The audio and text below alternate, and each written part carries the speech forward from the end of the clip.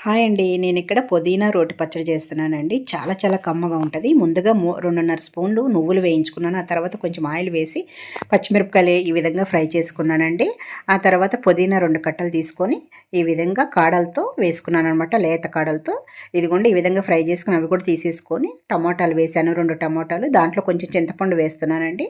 ఈ విధంగా ఒకసారి కలిపేసుకొని మూత పెట్టుకొని ఇట్లా ఉడికించుకోండి. చూసారు కదా దగ్గరగా ఇలా అయిపోవాలన్నమాట. ఇప్పుడు నువ్వులు వేయించుకున్నాం కదండీ! నువ్వులు దంచుకుందాము.